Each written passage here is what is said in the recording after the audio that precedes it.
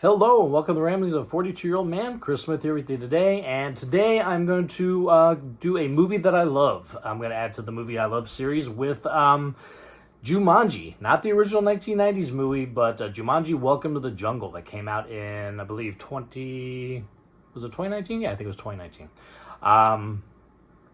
And of course, the sequel, Jumanji: The Next Level, that came out a couple years later. I'll kind of tie that into here too. This came to my mind because the kids and I were watching this movie over the weekend, and it just reminded me just how much I loved it. So I want to talk about it real quick. So, as I mentioned, the original Jumanji movie came out in the mid '90s. Robin Williams movie, a lot of fun, but kind of a fluffy family movie that I don't think gets maybe as much love as it possibly deserves.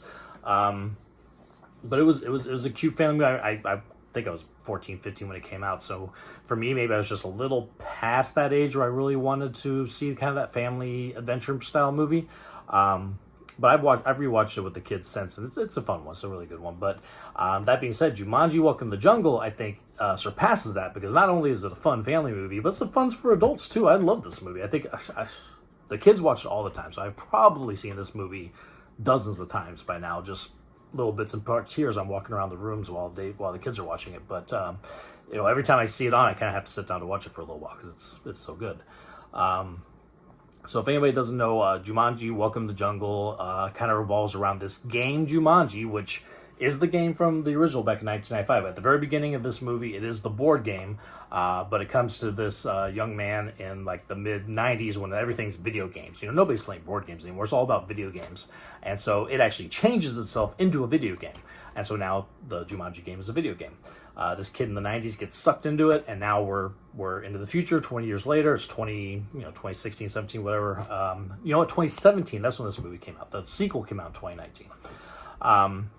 So 2017, this group of kids are all given detentions for specific different reasons. A group of four. One is kind of the nerdier character who used to be friends with the jock, who they've grown apart now that the jock is more popular and everything. They get detention for the nerdier guys helping the jock with his homework so he can stay on the team, and he gets caught. There's kind of the rebellious, not want to say nerdy, but definitely like she wants to have the good grades and get into Princeton, and she doesn't understand why she has to take PE, and she gets herself in trouble and gets into detention. Then you got the pretty popular girl, and she gets in trouble for FaceTiming in class during a test. So yeah, they all end up in detention, where they uncover the game. Somehow the game is down there in the school basement where they're in detention. So they turn it on, they pick out their characters, and they get sucked into the game. And so now we meet pretty much our characters for the rest of the movie, which is, The Rock is playing Smolder Bravestone. Karen Gillan, most recently seen as Nebula in the Guardians of the Galaxy movies. She is Ruby Roundhouse. Jack Black, don't think I need to introduce him, but most recently saw him in an episode of The Mandalorian. He's in there as Shelley Oberon. I'll come back to Jack Black. He is the MVP of this movie. I'll just say that now. And then Kevin Hart is is Mouse Finbar, and he is a zoology kind of character in the game. So you got these four avatars that these kids get sucked into and become. The nerd character ends up becoming The Rock, this Braveheart character, or Bravestone character, who's this giant hulking, The Rock, action hero. And then you got the rebellious girl is now Ruby Roundhouse, this femme fatale and really skimpy clothing that she is definitely not the character that this girl would be in real life. You got Fridge is now Kevin Hart. Fridge is the big jock guy. He's giant, huge football player. And now he's a little bitty Kevin Hart. A lot of the jokes revolve around the fact that he's like half his normal size. And then the best part of the movie, Bethany, who is the popular pretty girl, gets put in Jack Black's body.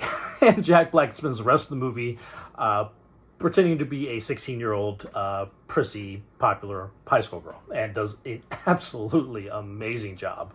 I think one of my episodes recently was about, I think the Ant-Man episode, I talked about the movie Freaky, where Vince Vaughn and a teenage girl body swap throughout the movie. And Vince Vaughn does a really great job being a teenage girl too, but Jack Black just blows it out of the water here. I mean, there are times that you're looking at Jack Black and you think you're looking at a 16-year-old girl, just the way he's playing. He's playing it perfectly. And so he is by far the MVP of this first movie. And just is an amazing. My kids love Jack Black now because of this movie. I had to play them a Tenacious D song the other day, and I'm like, oh yeah, that's right. Jack Black is very mouthy in that when he does music, so we won't do that again.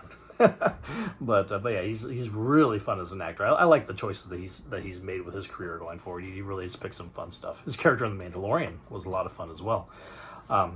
So that being said, now we've got our four main protagonists for the game, and they're in Jumanji. They can't get out of the game until they save Jumanji, which involves taking this jewel and taking it from wherever they are now all the way through the game to the end, where there's a statue they got to put the jewel in. There's a bad guy who's after the jewel as well. Bobby Cannavale is playing, who I love him. I missed him in the last Ant-Man movie. I really enjoyed him and Judy Greer as the ex-wife and her new husband, and the family dynamic that they had in the first two Ant-Man movies. I missed out on the last one. Sorry, tangent here real quick. But yeah, he's great in this as well as your typical bad guy character for the game. But just a ton of fun. They come across Nick Jonas at some point, one of the Jonas Brothers. He is the avatar that the kid from the 90s got sucked into the game has become. That's Alex, his character. And so now we've got 5 characters going through trying to get through the end of the game, get to Jumanji, and it's a lot of great character. But I mean, Kevin Hart's a lot of fun. Watching The Rock try to play a nerd is a lot of fun. Kieran Gillen is always amazing, and she's gorgeous in this movie. I mean, she's gorgeous all the time, but she's gorgeous in this movie. And then Jack Black, I can't overstate just how good he is. He gives this Bethany character this arc where she starts off as this snooty, popular, pretty, prissy girl who, you think of that stereotype, that mean girl kind of stereotype.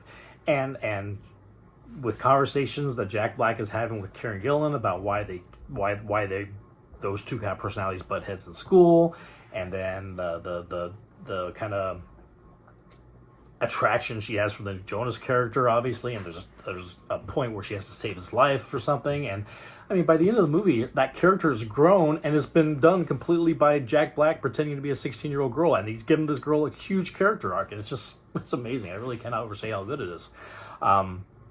So by the end of the movie, obviously they all get to the end, they get the jewel where it needs to go, they call out Jumanji by name, and they say Jumanji. And then they end up, going back to their normal lives, changed from the experiences they've had. The nerdy guy has more confidence now, and him and the rebellious girl have kind of uncovered their feelings for each other, and they hook up at the end. And obviously I've already talked about Jack Black and his Bethany's character arc that he gave her, and you see the girl Madison Iseman, who plays Bethany, does a great job at the very beginning of the movie. When you see her, she's again that stereotypical pretty popular girl. By the end of it, she's still the pretty popular girl, but she also has a lot more depth to her than she started off with, and she does a good job playing that as well. Fridge is still Fridge by the end of it, but he has kind of like they've made this little friend group between the four of them, which is kind of nice to see, because before he was definitely trying to ghost the nerd character Spencer. So it's kind of cool that they were kind of coming back together as friends by the end of it. Alex has popped back into his own timeline back in the 90s, so now he's an adult when they meet him again in the future, and he's got a kid, and it's this best line.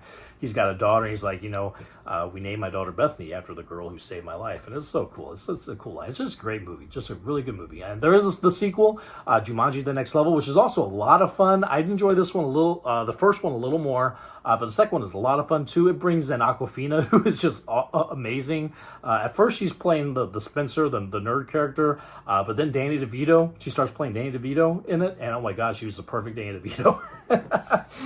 That's the additions to the sequel are Dan DeVito and Danny Glover, and where Jack Black was the MVP of the first movie, the second movie, it is Kevin Hart portraying Danny Glover, and just the chill and the calm, and everything's a little slow, and oh my goodness, Kevin Hart is knocking that one out. So if there's Jack Black's MVP of the first movie, Kevin Hart and Awkwafina are the MVPs of the second movie by far.